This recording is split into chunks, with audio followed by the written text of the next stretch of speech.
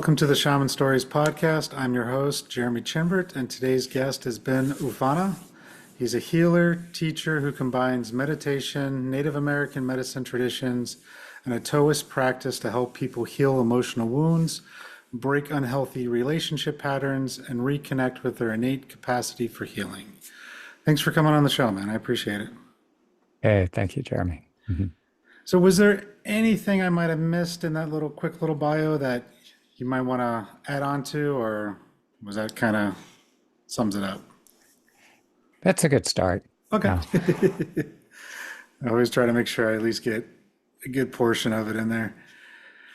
I guess tell us a little bit about what you do today, and then we'll just kind of go back to the beginning and see how you got there. Basically, I work as a conduit, as Indigenous healers have done for thousands of years. I spent some years training with this traditional native doctor from the Kiowa tribe. He passed on portions of his healing gifts to me, and in order to earn the right to work with these gifts of healing, one goes through the vision quest, which typically entails 4 days and nights, no food and water, alone in the mountains. So I initially went way back there where I was training with them, but then I had my, metaphorically speaking, wandering in the desert phase. I was kind of lost. Through much of my 20s, I was struggling. That's when a lot of the attachment wounds from childhood, adolescence, that early trauma began to resurface. But at 31, I was really feeling that pull to return to the Wichita Mountains, and so I started going back, and it was during the vision quest where I could feel this extraordinarily powerful presence descending into my body.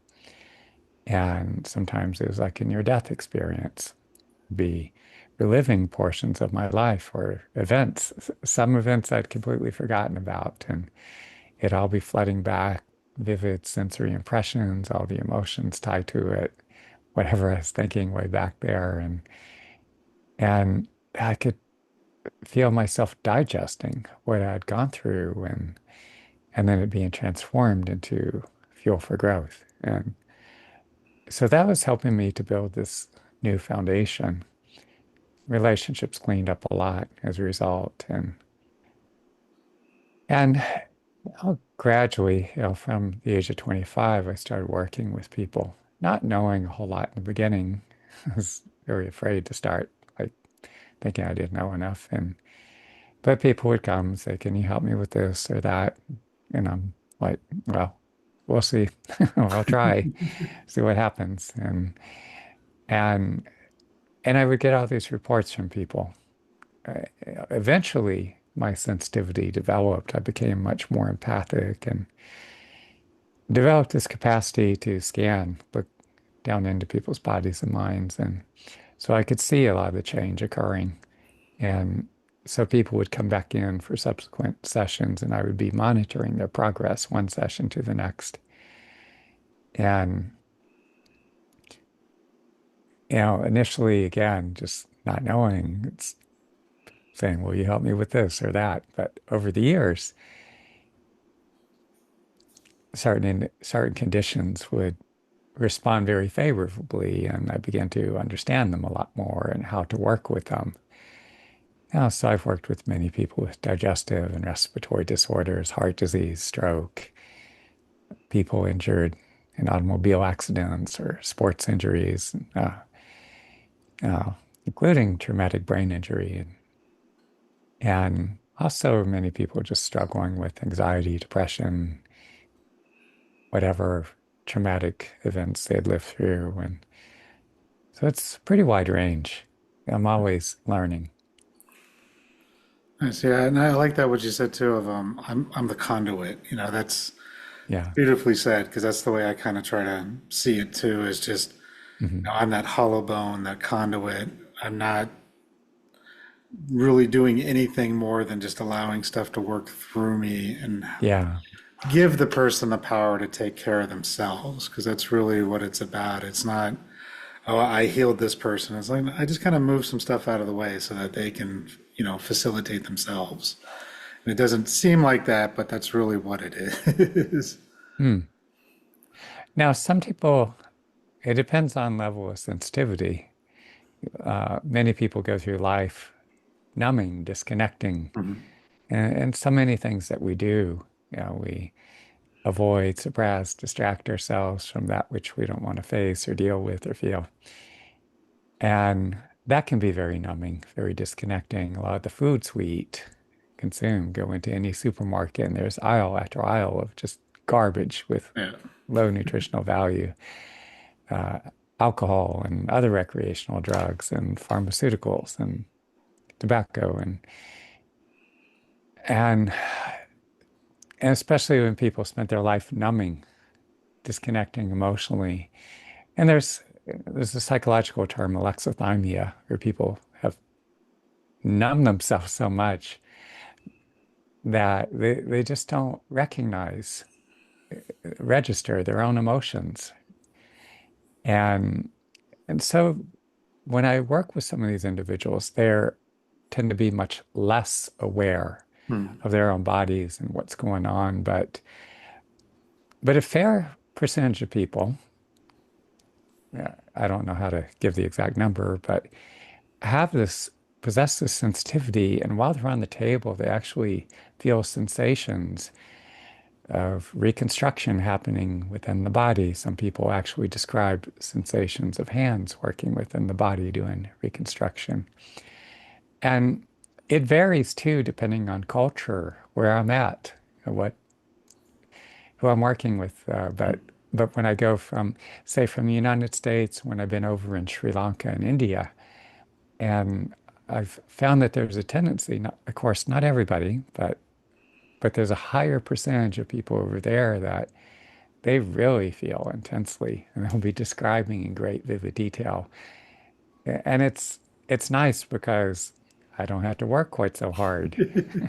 When you have people that are so frozen, so congealed, have so many layers of armoring, so much stagnation that's accumulated in their body, it's a lot harder work. And so, especially when I work in this country, I have to spend a lot more time getting people to do these intensive meditation practices, which I developed a whole system. It originally originated from the fact that I carried so much trauma, emotional wounding, and I had to teach myself how to go in and digest that, those lived experiences and emotional responses, which activates this innate healing intelligence residing within the body and mind. And if I don't do that here in North America, I find a lot of people, their bodies are more dense, congealed, less responsive. And, but again, being in India and Sri Lanka, sometimes I'd be working with people who don't speak English, and Mhm. I'm having to do sign language, to just kind of point to whatever surface I'm using as a table and motion for them to get over there and lay down and close their eyes and then maybe I have somebody translating, like what they felt in their body during the session. But do So, you think that's more of I mean, I guess it kind of is to a point, but like a cultural issue? Because I've seen that too. It's like a lot of people not in, Western culture as we define it, United States, Europe, a lot of those folks in the other countries, here we consider them third world, but they seem more connected to nature. They seem more connected to their own energy. They seem more understanding with the things that are going on. And I don't know if maybe part of it's a religious part of their culture too, because they believe in more spirits and yeah, different types of deities versus here in the West, it's pretty much the big three, right? You have Muslim, Christianity, and Judaism, and then yeah. that's it. hmm I think that's part of it. It's a real mix. Um, I do feel like there's an aspect of the Constitution, like people have a constitutional makeup, and here in the West, I feel the constitutional makeup of that tends to predominate. There tends to be less sensitivity. Of course, there are definitely exceptions, And in parts of Asia, South Asia, there tends to be a higher level of sensitivity. But at the same time, there's also, like every culture has its dysfunction, its screwed upness of one Right. form or another. And and you have these people that possess, what I feel is a higher level of sensitivity in this respect. But there's also like it's kind of a love-hate relationship, to be honest, because on one hand, there's this incredible warmth that I feel from the people I connect with, but I've also there's an aspect of narcissism in South Asian culture. And you see that play out with arranged marriages. Like, no, we don't care who you feel for. We decided, or I mean, it's not necessarily always that rigid. A lot of times, parents like, we would like for you to meet with this individual and see what you think. And but I've known instances where there was more of a coercion or and a denial of the the adult child really felt strongly attached to someone. It's like, no, that person's of a lower caste. You can't. And one woman I know, she ended up married to someone and then divorced that person and then she ended up with the guy from the lower caste that she wanted to be with anyway. So I see a lot of crazy things within that and like you're going to study medicine, you're going to be an engineer, that sort of thing. And I know or knew one young woman that went through medical school and I could see it and feel it in her body. It just was really going against the grain. And so I see that damage. A friend of mine in Sri Lanka, his father is like having affairs and ran the family business into the ground, and he had to forego his plans to gain an education. And he says, he's my father. I have to respect him. I'm like, why? Because he donated sperm. Respect is something you earn, not something that you're entitled to based upon biology. Yeah, no, that's true. Yeah, I mean, there's a lot of trauma issues, baggage all over the Yeah, world in every culture, that's for sure. every. But yeah, Mhm. I have noticed kind of a similar thing with you with, a lot of people in the West, they just seem disconnected from their own energy, their own Yeah, bodies, their own self. I was that way too. It yeah, took me many years before I even went down my path, and it was just, oh yeah, okay, this was an issue. Growing up, I'm like, oh, I had a good childhood, it's fine. And mm, my parents did the best they could, but looking back, it was like, but we were all very disconnected. We were all yeah, not really like we loved each other, but there wasn't really that presence of love and taking care of and understanding. It was just we need to get things done and we need to move forward because we're all in survival mode type thing.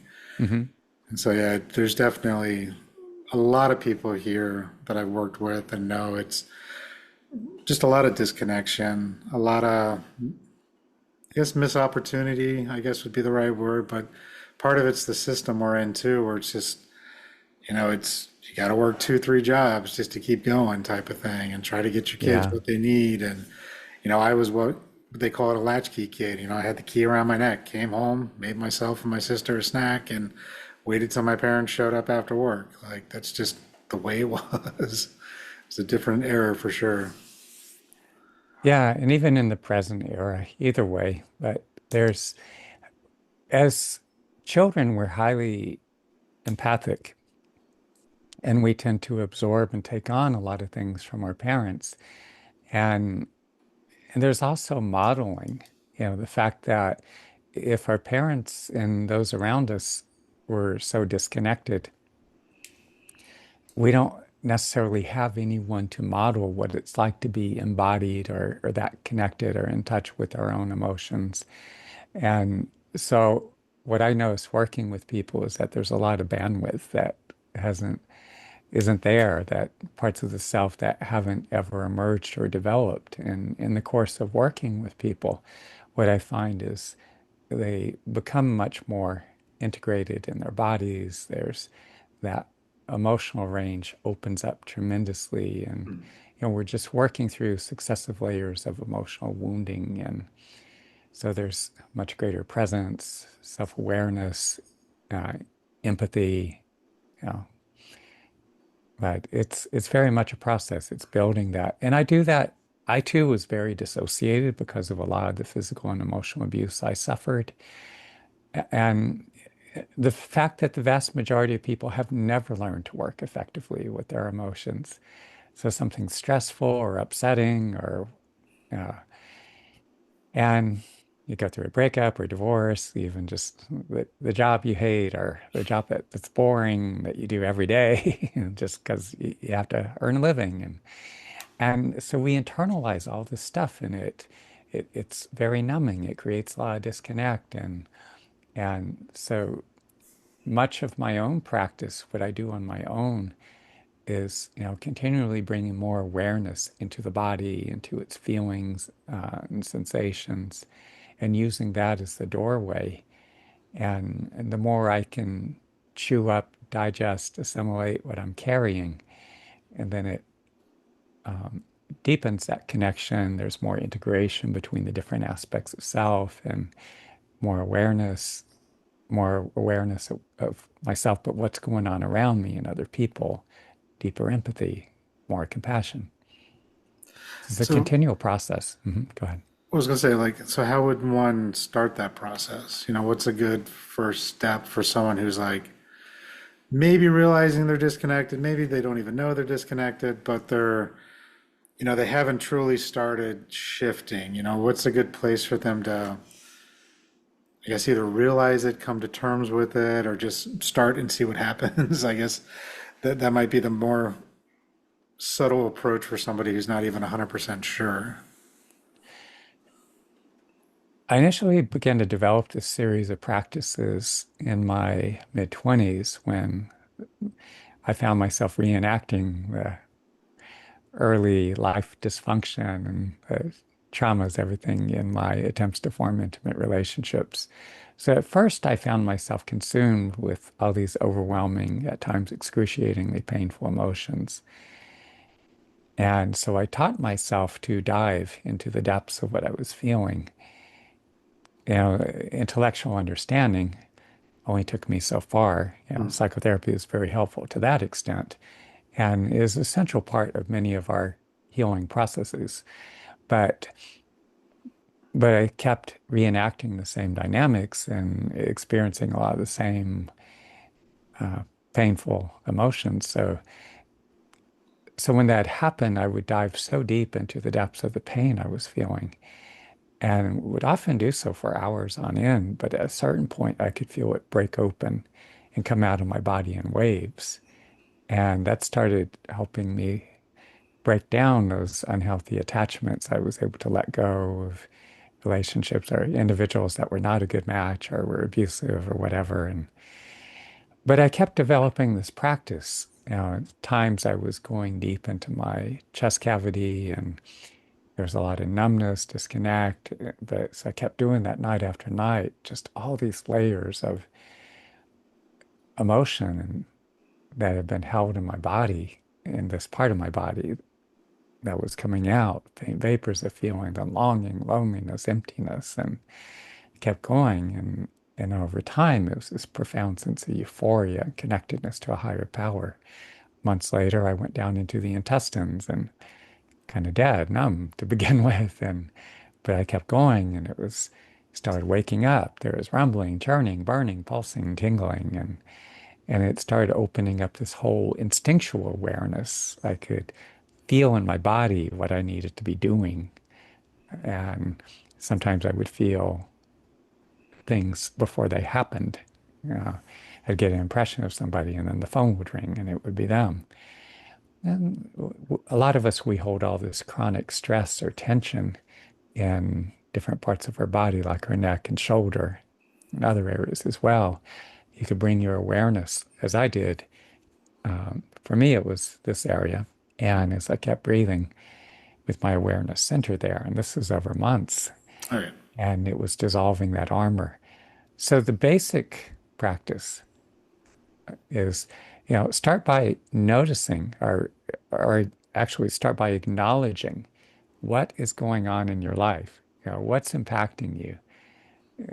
Is it work-related stress, financial concerns? Is it some drama playing out in your relationship? Or it could be anything, but just what is eliciting a strong emotional response?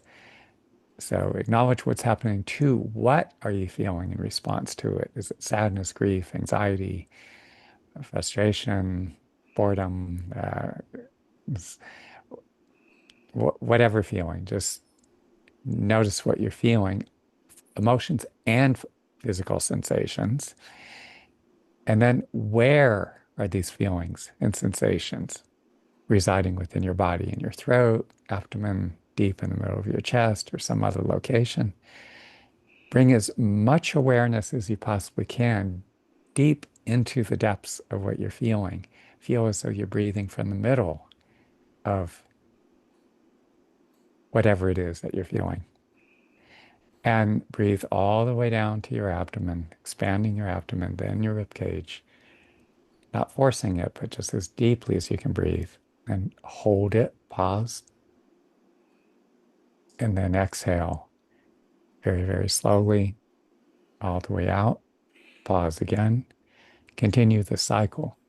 Because as you work with this practice, it activates this innate healing intelligence residing within your body and mind.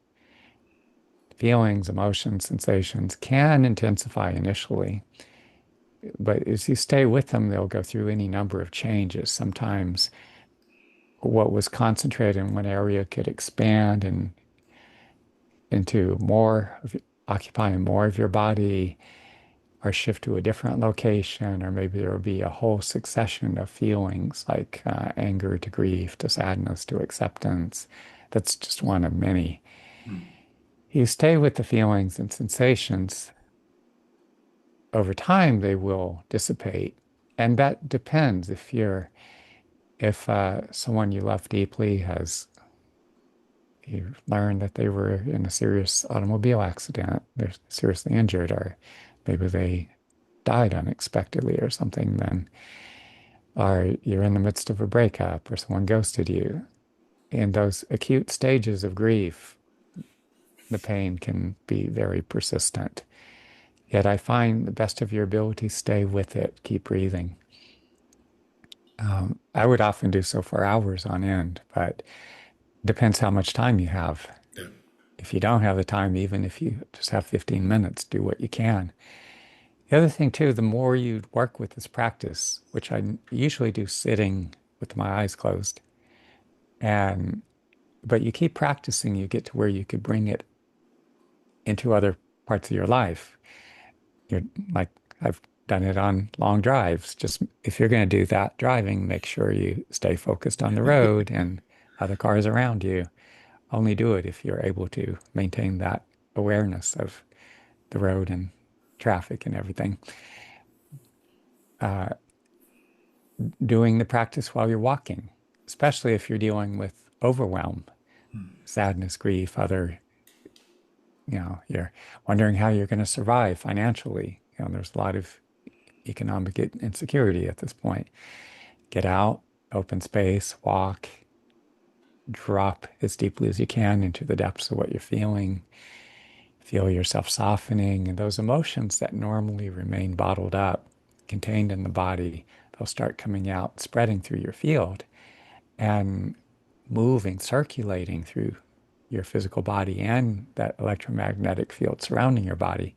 And then the earth has its own electromagnetic field that helps to cleanse, to diffuse, to purify a lot of that intensity of emotion.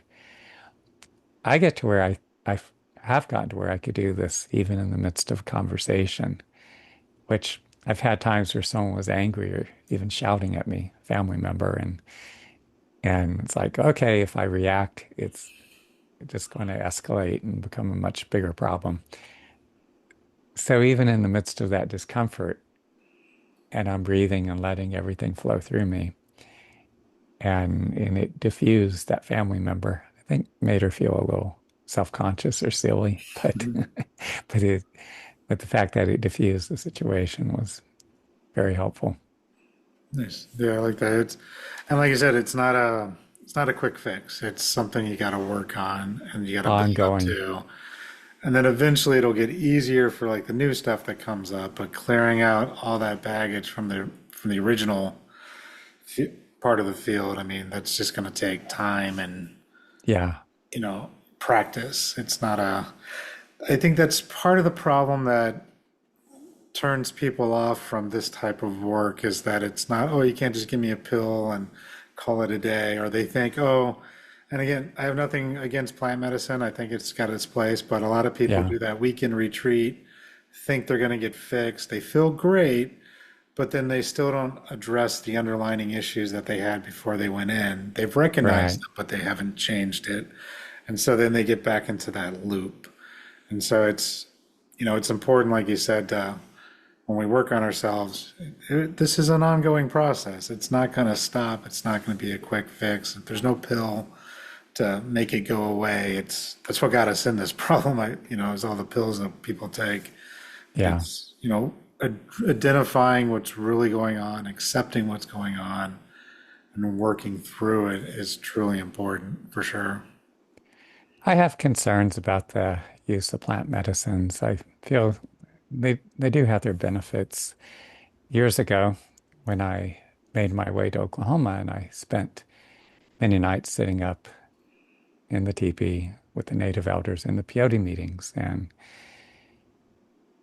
there were issues though. You had individuals who were on a bender for days or weeks or whatever, and they sobered up in time to come into the peyote meeting. And so when you're utilizing these plant medicines and you're in a group setting, and that's what is happening with a lot of what ayahuasca and other plant medicines is that you're in the room and in close proximity to who knows? I mean, what if they're a batterer, someone who batters their spouse, or what if it's not a laughing matter, but what if it's somebody who abuses children in some way, and people who have whatever mental illness, and just there's all kinds of really toxic things that people carry, even physical illness. Because I spent years training with this Chinese master as well in these Taoist lineages, Xing Yi Quan, Bagua Zhang. And as I kept doing more intensive Qigong practice, something else I incorporated later, my sensitivity just kept increasing. And for me, even to be on an airplane and, you're just sandwiched, sardined in there with all those folks and everything they're carrying. And it feels disgusting sometimes.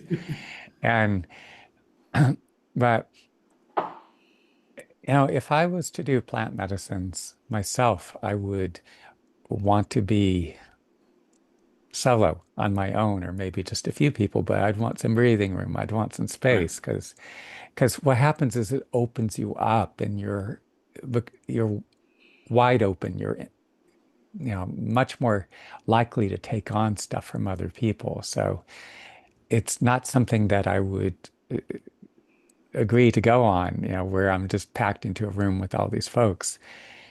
Yeah, I went through all these peyote meetings and no one ever asked me for money. I volunteered my time and efforts to gather firewood and to set up the teepee and all these kinds of things. Maybe bring some food or other items, for the meal afterwards. But geez, man, going on mushroom and ayahuasca and this one man that he's made millions, but he spent like thousands of dollars on some uh, retreat, facility, and they were doing psilocybin. I think it actually destabilized him a bit too, which concerns me, and especially you have individuals with a pre-existing vulnerability toward certain psychiatric issues, schizophrenia and bipolar or whatever. And if they're doing shrooms and some of these other plant medicines, that could set them right off over the edge. And so it's not something I recommend for everyone. I think it can be helpful for some individuals, and but you need to have a good grounding, good constitution, not have that kind of vulnerability towards certain psychiatric issues. And again, I would do it one on one, and I wouldn't pay I wouldn't pay thousands of dollars. It's just, No, I agree because a lot of those places are just they're just money farms, right? Where it's like they yeah, bring in like 50, 60 people and it's more of a yeah, resort style and the yeah, facilitator isn't even really trained. yeah, He or she is just there. Or they might be trained, but they're trying to manage 50 people with like helpers who know nothing about what's going on. And yeah, you're right. yeah, You could have all these things entangling with your field, your stuff's moving to somebody else. Maybe the questionnaire didn't ask the right questions about mental health, or, they didn't actually talk to anyone. They just paid cash and showed up. yeah, Like, yeah, I have a problem with the way a lot of those places are. When I did it, it was with like four people at my facilitator's house. So, we had a questionnaire we went through, made sure we weren't on any medication. Like, she did all the checks and balances, and it was great. It was how I feel it always should be. But it's not something I would just do on a whim either. It's one of those, oh, I need to work on something. I've tried this. That's where I was at that time. Let me give this a shot type of thing. And I've seen it be very beneficial, but there's that integration piece too that if you don't do and you just keep going back and back and back, you're just doing yourself a disservice. It's it's the set and setting matters the most, but it's also, you have to be ready for it. You have to be ready for the change that it's going to ask you to make of yourself as well. It's not just mhm, let me go do this and then go back to my life that yeah, has been sucking horribly and I'm not going to make any changes, and then you get stuck in the same rut. But I would say that with any healing modality as well too. It's when you start working on yourself and going down that path, like you mentioned, some people are just going to leave. Like yeah, you're going to have to leave some other people. Some people are going to leave you. You're going to want to get out of that dead end job. You're going to want to make a change in your life. You're going to see where something is holding you back, and you have to take that action. yeah.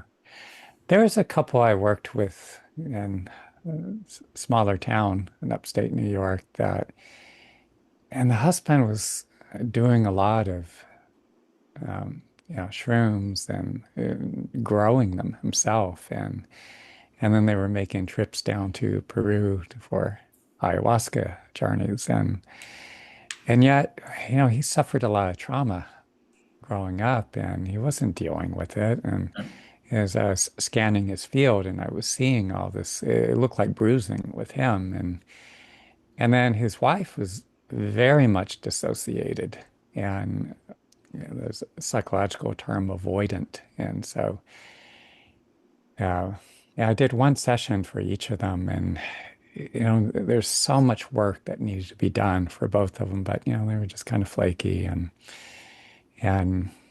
she's still that disconnect, that dissociative thing, that avoidant, just not deal with it, not go there. And a lot of people can do that, as you said, they can do the plant medicines and not really deal with the emotional wounding. But it's not just there, you see it in a lot of spiritual Mhm. traditions. There's other um, other flavors of it, for lack of a better term.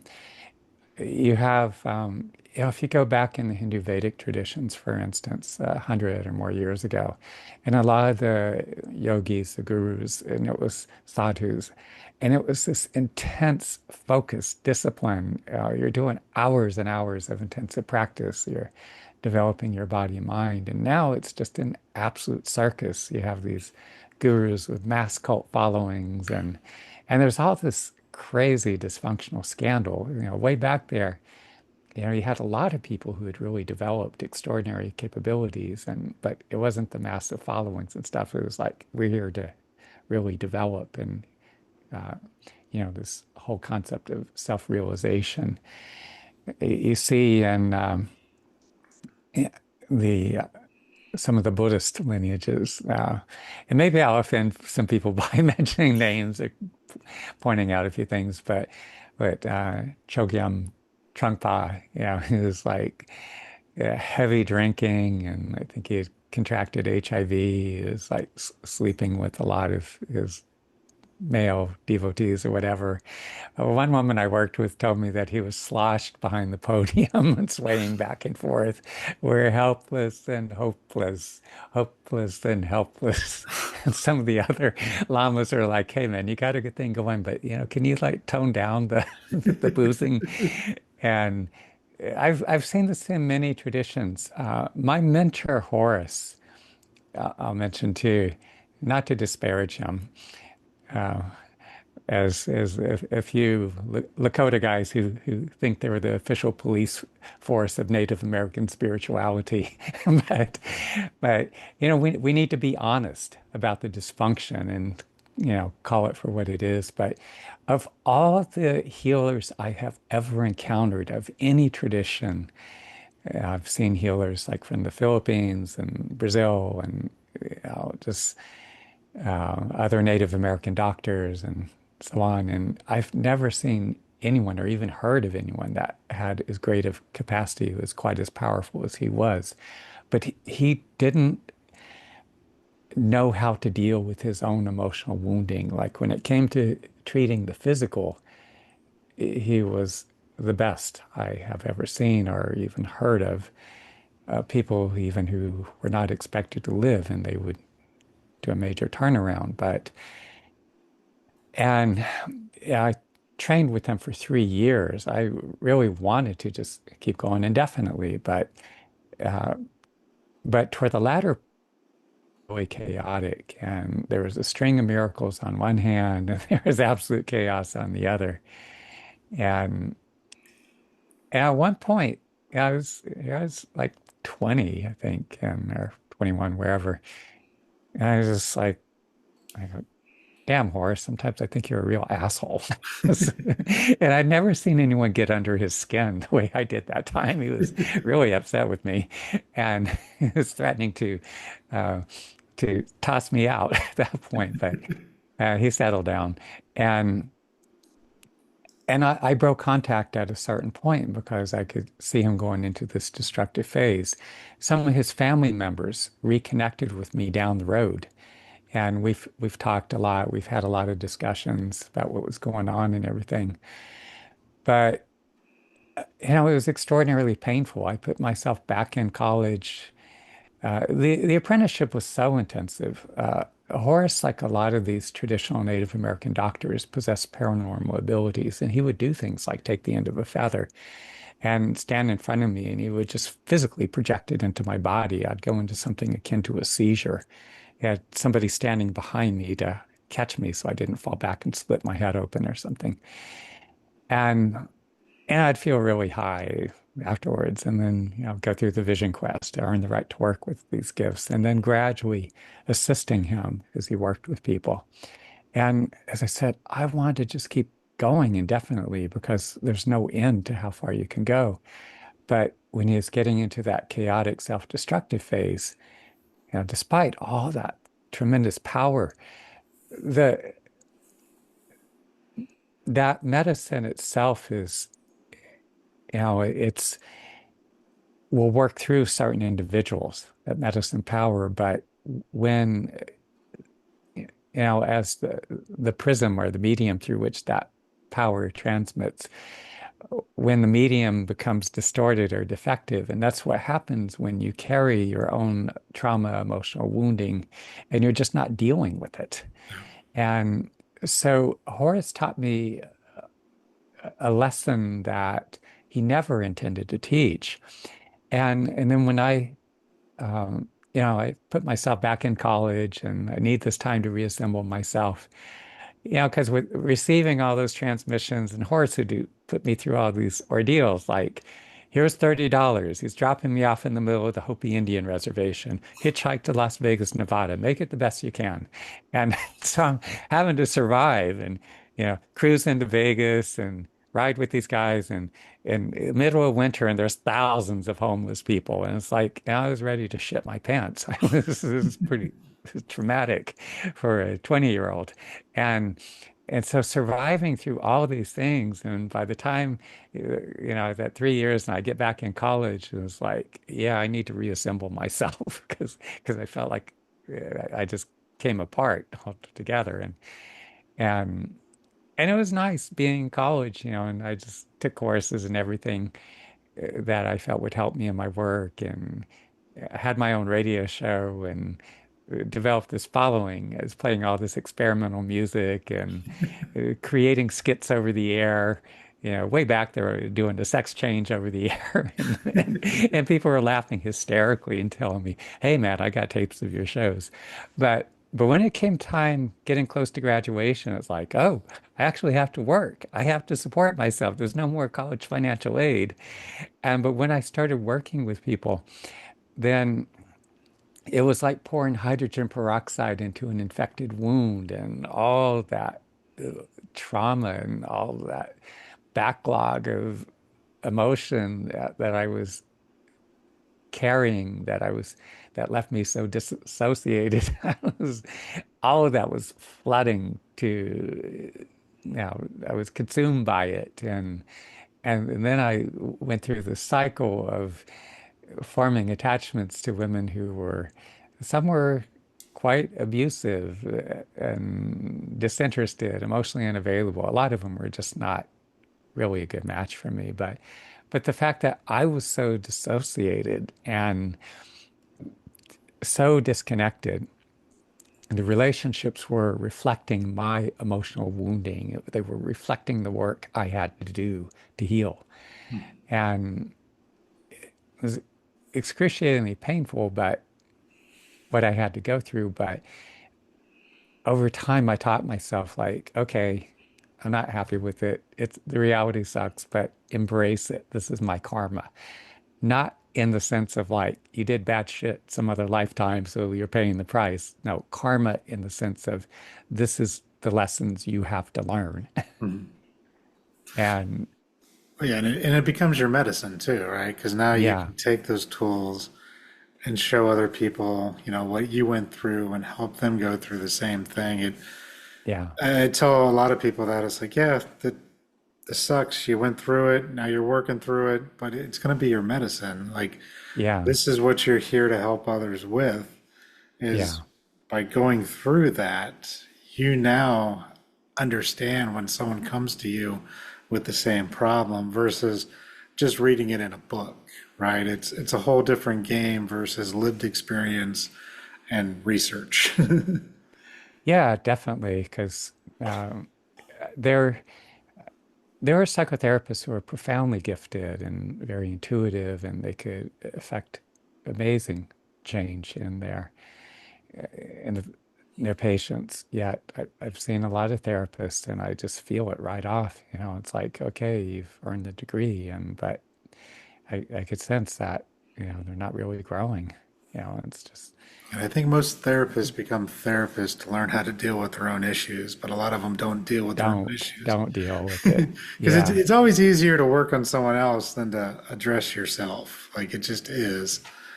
But And it's but it should also be the other way. the medium too, because like I went through about 3 years of psychology, and it's it served a very useful purpose. It helped me to understand my emotional wound and cognitively, and I kept going. I was just devouring, like, just a huge amount of clinical psych text, having to do with depression, PTSD, and lots of other issues. And I found it fascinating. I learned a lot, but a lot of my own dysfunction was continuing to play out, and it was intuitively where I had that sense that I needed to dive into the depths of the pain that I was experiencing at the time, and that was a very crucial aspect of. Had I not done that, I wouldn't have healed. I wouldn't have gotten that far.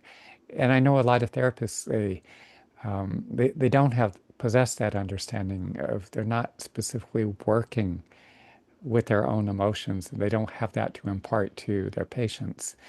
And then I ran into the limits of my body and mind's own innate healing intelligence. I hit the wall at a certain point. It's like, okay, this practice will carry me so far, but I need to be making use of the most effective therapeutic interventions. And I was at a complete loss at first. I didn't know what to do, but I was open, determined. Is that I was so screwed up, and it was so humiliating, and it was just really desiring that to be in a long-term committed relationship. And so it's like, well, what does it take to get myself to heal and to get to where I can be in the relationship that I desire? And so I was just doing so many things. You know, deep tissue body work has been extraordinarily helpful because so much of that emotional residue and trauma and all this other stuff that we carry, it's all through the musculature, the tissues of the body, and doing things like colonics. There's a lot that's stored deep within the intestines, and the Hindu priests have this practice yagyas or yagnas if you're from southern India. And they're doing this Vedic chanting. Even from a distance, I could feel that is like it's purging stuff from my body. It's breaking loose. It's coming into my awareness. And I mentioned homeopathic remedies help to surface a lot of emotion that was buried deep within my chest cavity. I've I've explored a lot of things, sensory deprivation, flotation tanks, anything that's going to help me to surface more of what I'm carrying. And once it comes to the surface, then I can work with the practice that I described earlier, go in and chew it up and digest it. Of everything I've done, the most powerful by far is the vision quest, the 4 days and nights fasting alone in the mountains without food and water.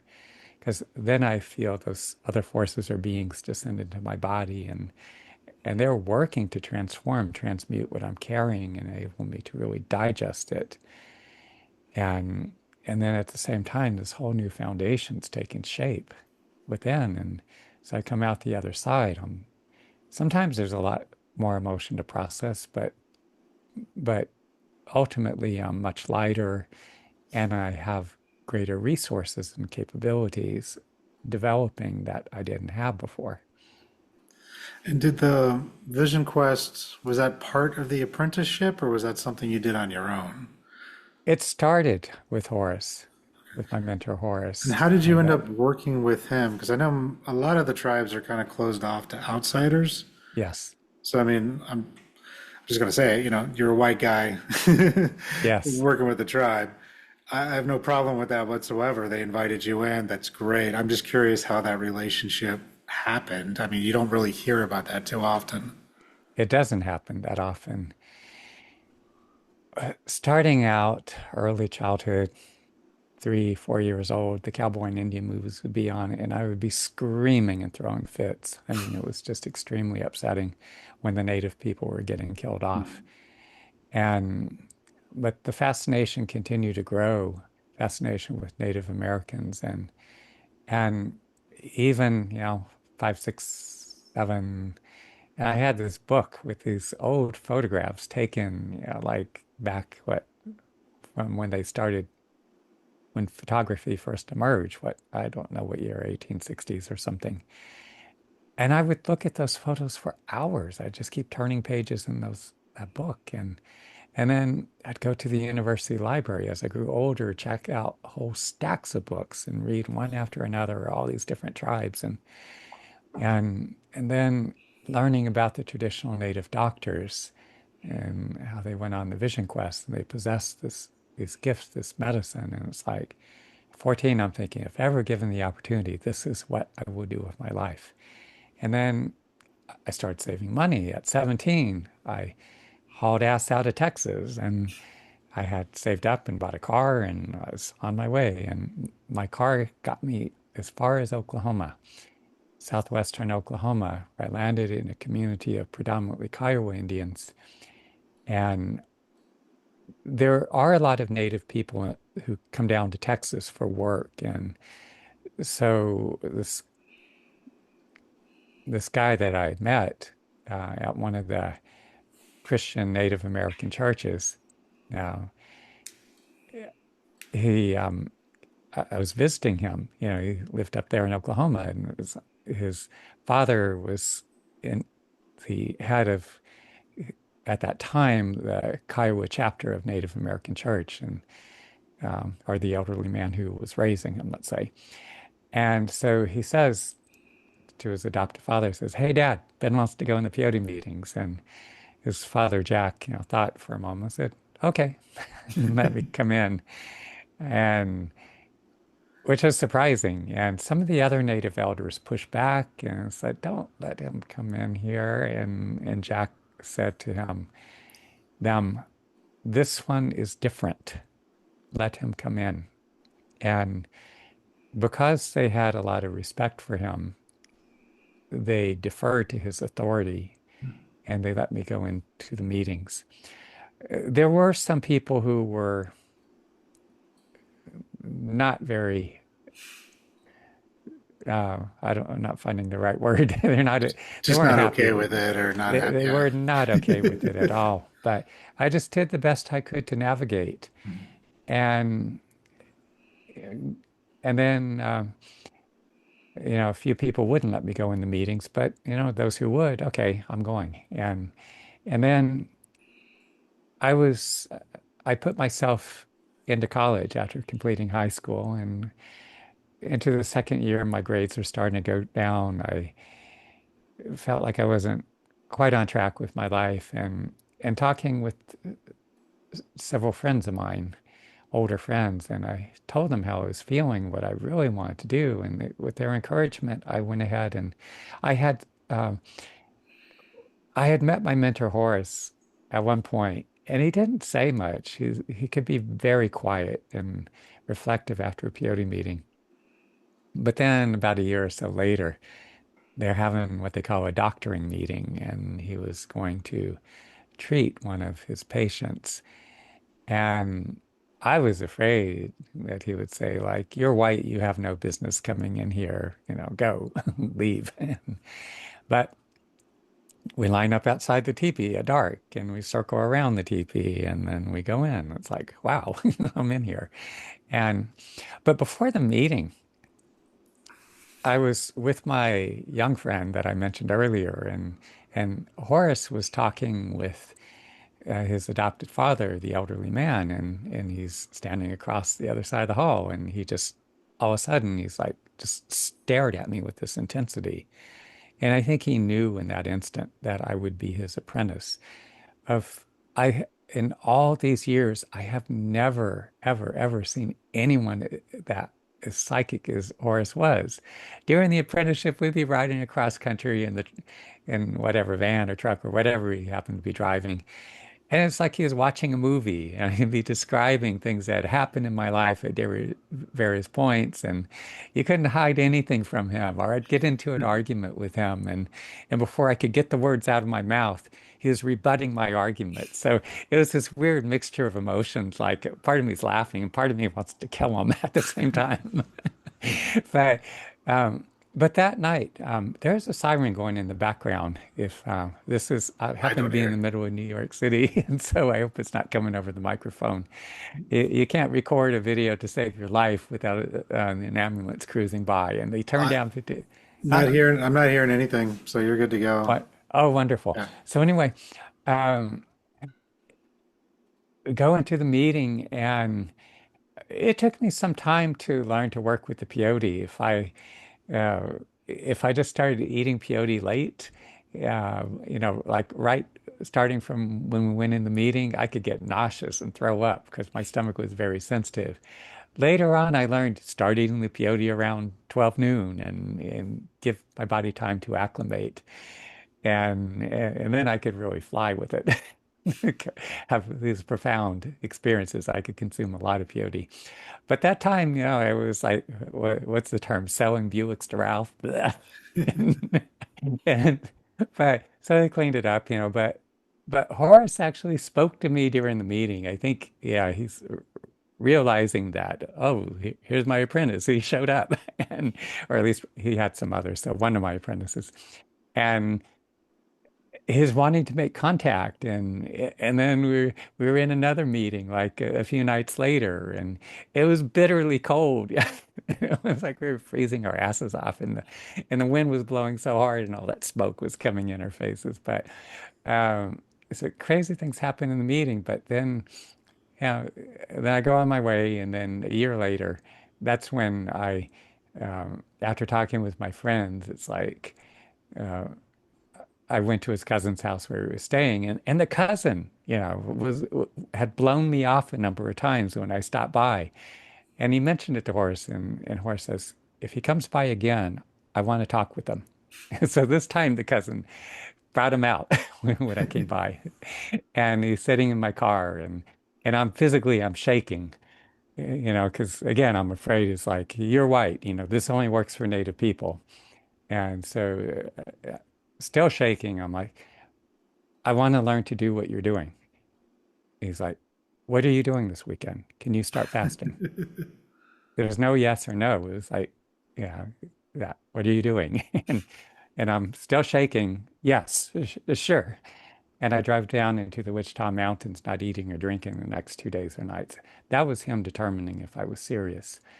And then he instructed me to meet him at this peyote meeting that was run by one of these idiots, who turned real racist on me and tried to chase me out later on. Um, he was at that peyote meeting. Oh wait, I'm screwing details up. Okay, Horace conducted the meeting, but this guy who tried to chase me out was there, and another person or two. Uh, the man was the brother of the woman who was being treated.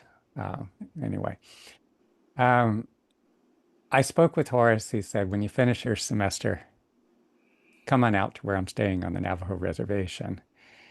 And so a few months later, we just headed out to New Mexico. We left in a caravan. I had uh, another friend, his wife, several other people. Uh, we split up in Santa Fe. The rest went on to California. I met up with the brother of that one friend. We went on up to Shiprock area because that's where Horace was. I didn't have an address or anything. Just go.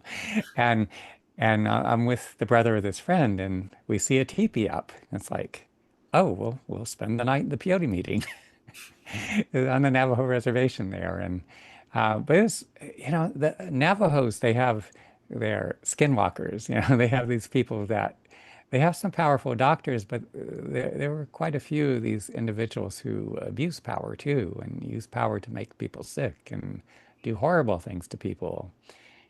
And so I'm sitting in the peyote meeting, and next to my friend's brother, and I feel this Navajo man is like trying to throw something at me, trying to attack me with, and and and I had this vision in a peyote meeting like some time back, where something appeared to me, like as I was looking into the fire, and and some of the native elders had or one of them had told me that sometimes in the peyote meetings that there will be like a certain gift that will be presented to you, certain kind of medicine or power or something. And when I saw it that time, I was like, wow, that's cool. And I didn't think too much of it. It's like, but it was, it was a real pronounced vision that was there briefly. And and so the man on the other side of my friend's brother had, and I want to be careful not reveal exactly what kind, but because there was a Zuni quote is something like power told is power lost, but Mm. he had a certain kind of feathers and made into a fan. Can I borrow that? And and so I just took them, and he reluctantly handed them over to me. Like, why is this white guy? What's he doing with my and and and I just started saying prayers like, look, just protect me from whatever it is, and it deflected it, and and it was yeah. After a while, I handed the fan back, after a short time, but but the guy who was trying to attack me, it really fucked him up. I mean, he was out of it the rest of the night.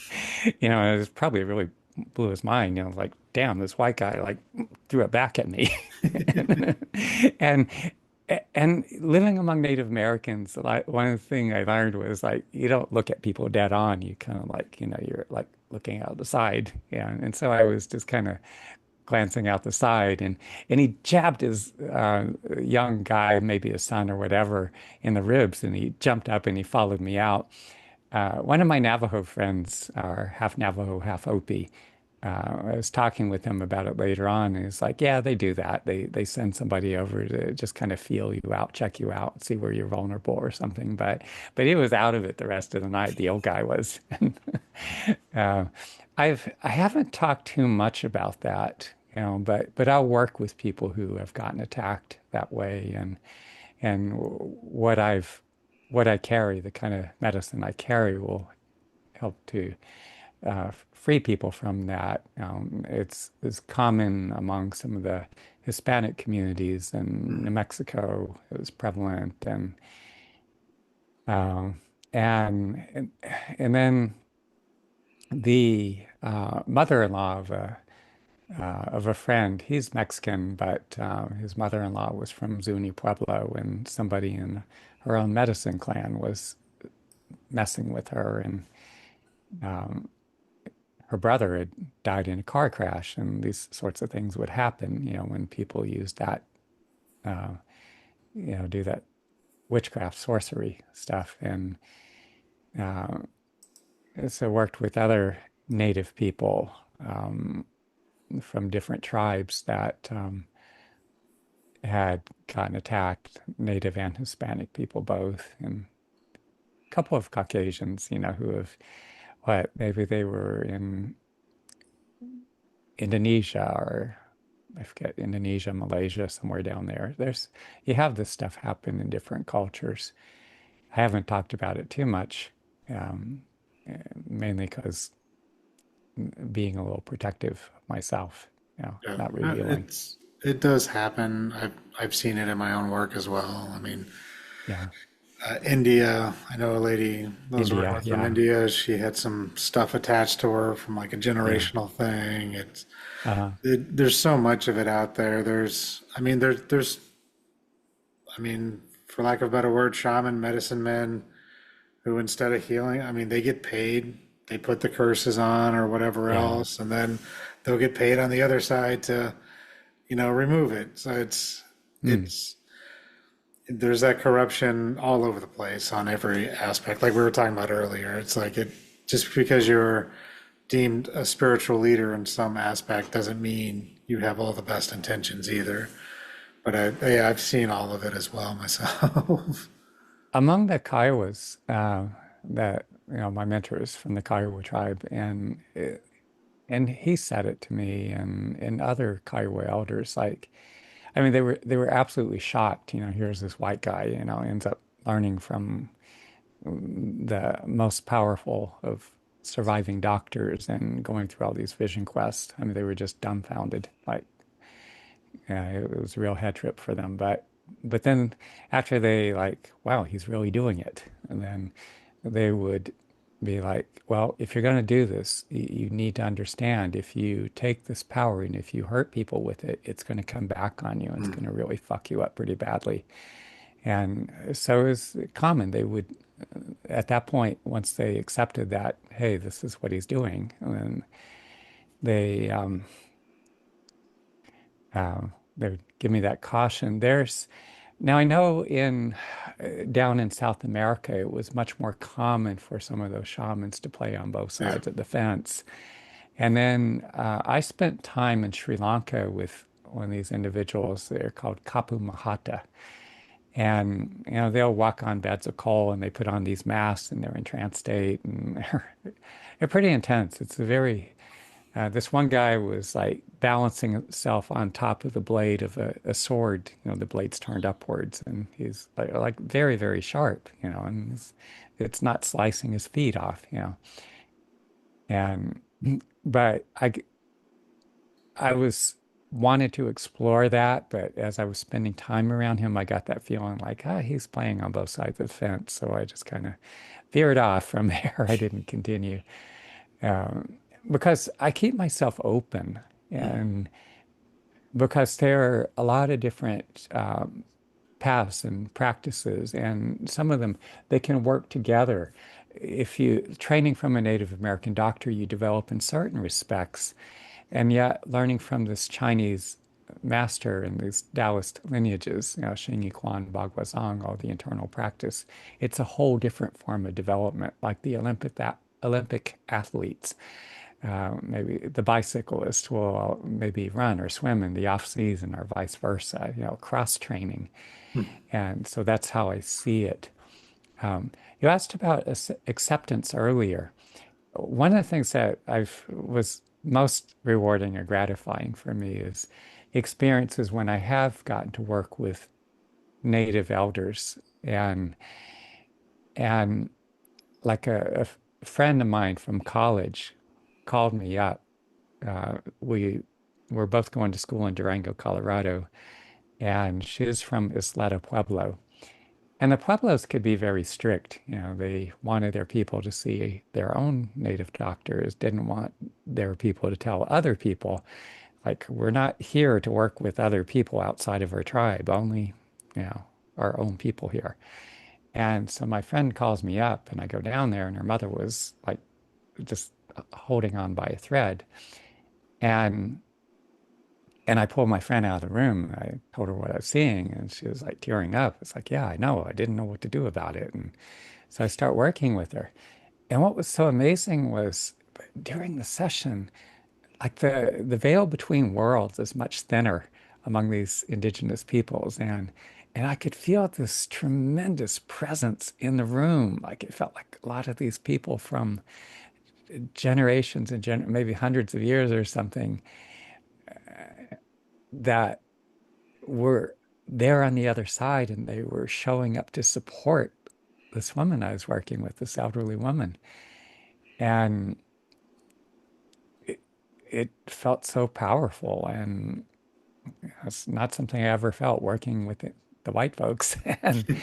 And then we finished the session and she sits up and she goes, I feel so light. The swelling in my feet went down. She's looking at her feet and she hops off the table and she's walking back and forth rapidly through that small adobe home that they lived in. And she's like just in absolute shock, like, who taught you this? Where did you get this power? And and at one point she's, I felt like my father was here with me. It's like, hey, it's a lot more than your father. But it's and I've had other experiences where, I mean, now, like when I first got to Oklahoma, it was that last generation of Kiowas that still had a really firm grasp of their language. Those who are old now, you know, maybe were 10 years older than me or something when I got there. I mean, I kind of looked up to them a little just because they were like in their 30s then or something. Mm. But they don't have what, this this old generation that I sat up in the peyote meetings with. And this elder Jack who first took me in the meetings, he said, sometimes when the spirit comes into the meeting, you'll hear the voice of a woman singing in Kiowa. And one night is that second time I saw Horace doctoring a patient. And I hear this voice. I'm like looking around, like, where is that coming from? And there were two women in the teepee. One was Navajo, and of course she doesn't know Kiowa. She can't possibly speak or sing in Kiowa. And the other woman who was Kiowa was very elderly, and no, she can't sing like that. Yeah. And I'm hearing that voice. It's like, oh yeah, that's what Jack was telling me about that time. And the words were so clear, and hearing that woman's voice singing. So And how is it now for you after Horace being gone? Are they still, I'm assuming you are, but are you still like a part of the tribe? Are they letting you do your own apprentice, or is it kind of a still mixed thing? I have connections with some individuals, and not anywhere near to the extent that I did when I lived in Oklahoma for those years. And I have a lot of mixed feelings about it. And on some levels, I really miss because there are ways in which I can relate to Native people. I mean, I struggle with the the alcohol component. Now, from what I understand, is Native Americans have the largest percentage of people who don't drink and don't ingest alcohol, and which is understandable considering what you see. But because the fact that and it depends on the community, tribe and specific communities. A lot of the native people that really have a lot going for them have moved to the cities, and they're pursuing their education and have gotten jobs, and are working in many different fields, and a lot of them are, they're very intelligent, very intuitive people. I grieve the fact that such a large percentage of the native population died out.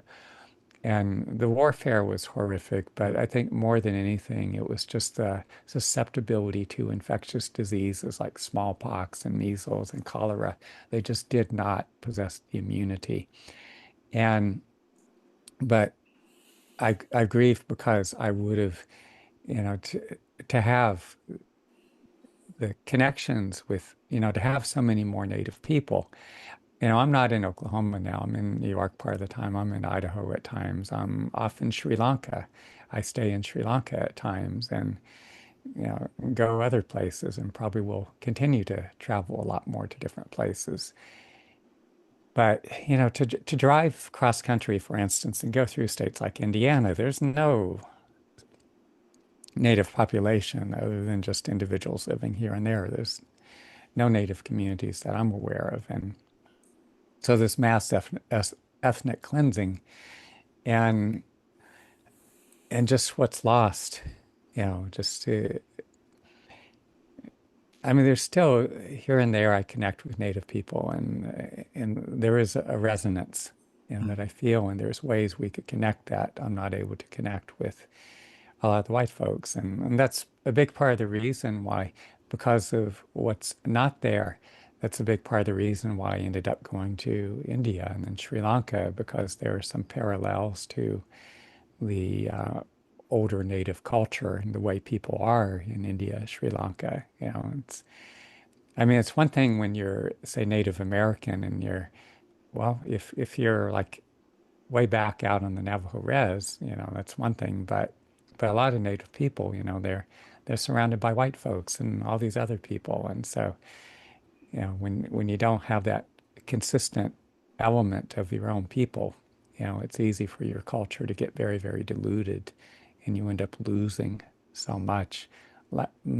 So many of these tribes, there's no one that still speaks their own native language. The languages are being lost, or maybe a Yeah, small number of native speakers. our government had a high part to play in that one too. Oh yeah, Putting all the kids in schools and not letting them speak their language and making them speak beating them English and and yeah, beating yeah, horrific, horrific things. But yeah, we yeah, definitely, generational trauma because of that. And that's, is also in addition to the fact that they didn't have alcohol in their culture for all these thousands of years and develop a tolerance. There's also the fact that with the higher incidence of trauma, that further predisposes them to develop a chemical dependency to alcohol. it's true. Yeah, but hoping things are. I know there's been at least it seems like there's been a resurgence in their culture, and a lot of the younger kids are trying to learn the old ways. And at least Yeah, where I'm at here in Washington, there's a lot of tribes here. I yeah, know quite a few people within the tribes. I haven't gone as deep as you have because, they keep things separate, which is fine. yeah. But from what I can tell, there's a lot of resurgence in learning their culture and bringing back the old traditions and the languages and trying to remember what was lost. So I'm excited to see where that takes a lot of them. I think the hardest part, though, is the if I don't know if that's the best phrasing for it, but the medicine Mhm. that what a lot of these doctors possessed, once that's gone, that's very unlikely that a lot of these people now will be able to re-access what was lost there. Maybe, or it might just take time, like it's taken a lot of us to learn other modalities, right? I mean, look at something as simple as Reiki with basic energy work. It was all of a sudden it just kind of showed up and then it started taking off again. The story, the legend goes, the I doctor know. was on the mountain and it Yeah. got downloaded into him. A lot of people now are getting different things downloaded into them. Who's to say one of these indigenous kids doesn't learn meditation and then suddenly connects with his ancestor who gives him a download or teaches them? That's how a lot of things were discovered by was connecting with the spirit realm to begin with. I mean, ayahuasca was given to them about, oh, it makes these plants this certain way. Otherwise, they would never have known it. So I feel hopeful that, the world in general seems to be going back to the quote unquote old ways of doing things because everyone's just done with the way our system has treated everything. So it might not be tomorrow, it might not even be in our lifetimes, but I have hope that the old medicines, the old ways, they're going to start slowly coming back for everyone. It could happen. I mean, again, having spent time with Horace and other native doctors, I have yet to see anyone who didn't have the direct connection with the lineage. I have yet to see anyone access that medicine and possess that level of power. I'm not saying it will never happen, but Yeah. I have yet to see it in all these years. And so that's one reason why I encourage people that if you really want to become a healer, it's it's not something you'll get through weekend workshops or even a month long, whatever. That I encourage people to actually go out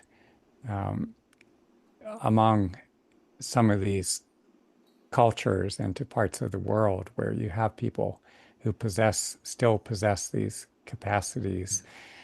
And that said, I also want to, there's a certain caution because you don't just go wandering way out into the Amazon, or you may not survive it because there are some tribes that are, one, they could be very warlike, and you could end up having all kinds of arrows poking through your body and you won't come out of there alive. And the other thing too is that even some of these uncontacted tribes, or rarely contacted tribes, are highly susceptible to whether measles, other forms of infectious disease. They do not have the immunity. And so you could be carrying something that would result in a significant number of their people dying off.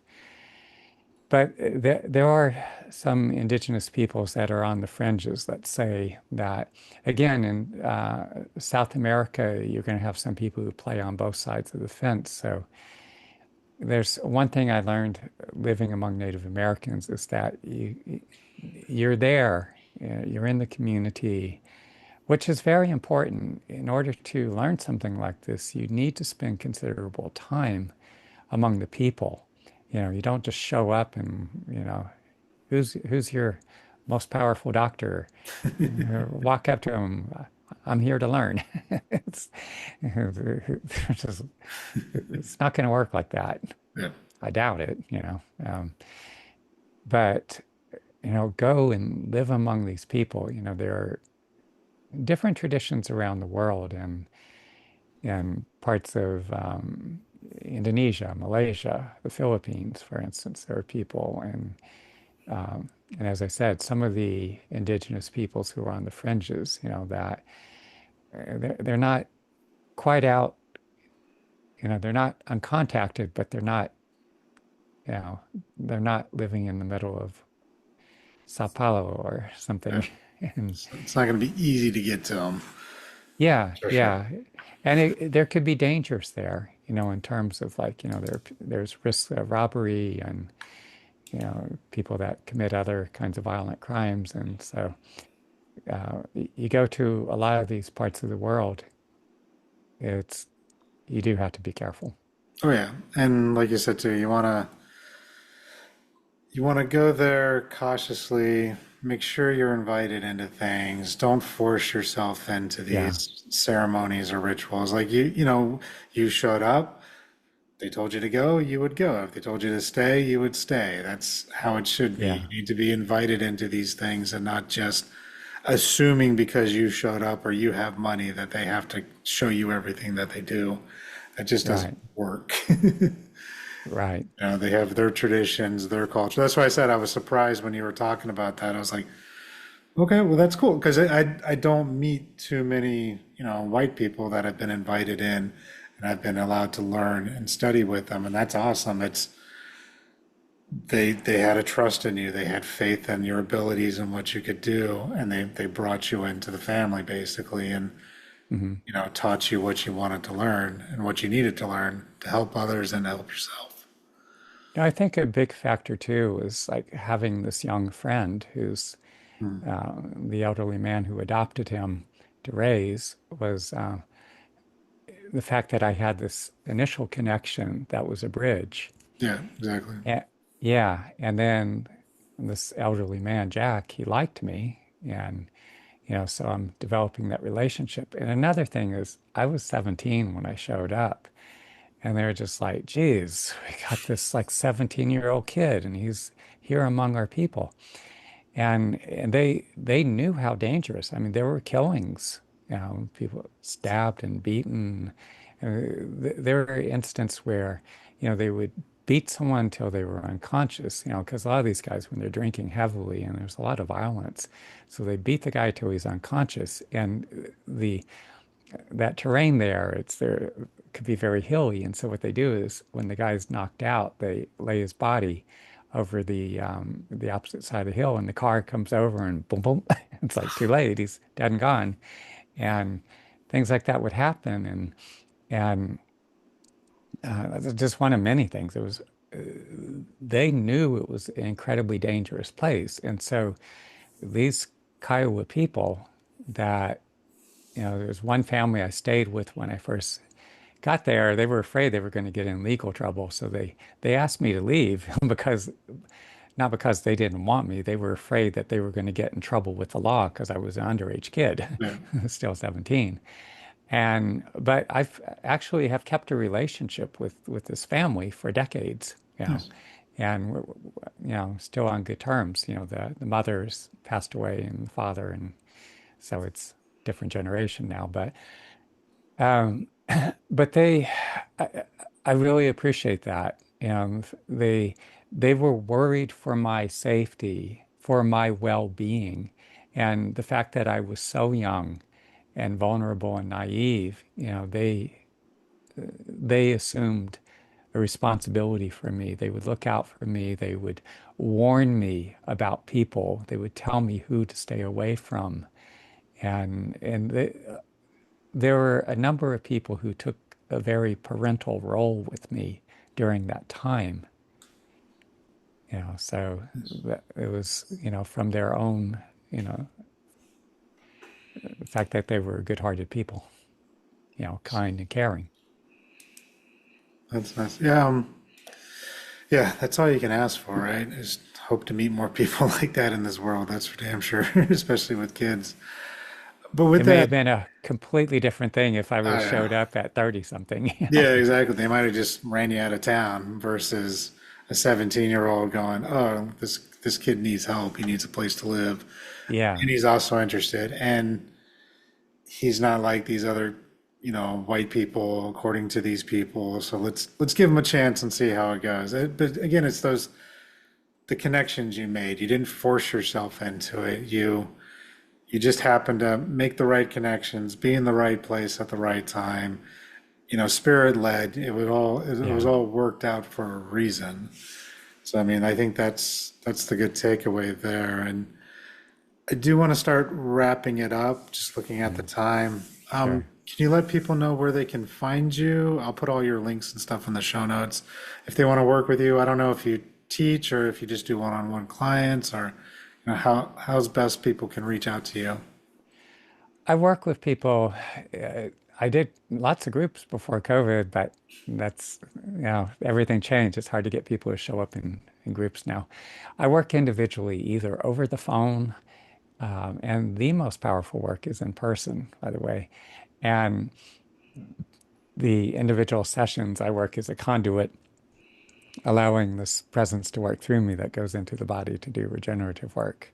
I can tell if anyone wants to reach out to me, there is a contact form on my main website, benoofana.com, and I will send the links to the show notes. There's also a ton of articles that I've written that if you look in that top bar in one of the tabs is articles, and you could read and watch the videos. I'm on YouTube and Okay. Instagram.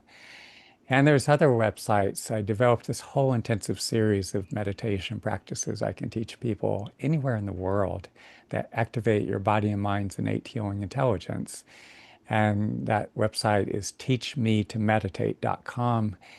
And because of all the attachment wounds that I carried and having healed that, I've have breakup first aid.com for those in the middle of the breakup, divorce, ghosting, in the acute stage where their relationship is blown apart.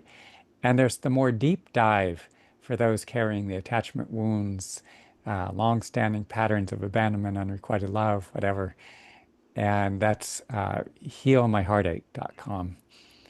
And so those are the sites. I do respond to messages if technology sometimes fails. So if by chance you don't hear back from me, reach out again. There is a Google Voice number, 332-333-5155, where you can leave a message for me as well. Nice. I hope people reach out to you, man. I think what you've been through makes really good medicine, and I can feel that from you just talking to you, that the energy and stuff that you can bring into a session. So I hope they do reach out to you. And I really appreciate your time today. This was actually fascinating. It's interesting to hear a different perspective on the native culture, someone who's actually been with them. That's a nice thing to have for people to hear. Yeah, thank you. I very much enjoyed our conversation today. Appreciate it. Thank you for tuning in. Be sure to like, share, and subscribe. And if something our guests shared resonated with you, connect out to them. That's what these stories are here for. And if you're looking for deeper healing or support, you can always find me at pnwshamanichealing.com. See you in the next episode.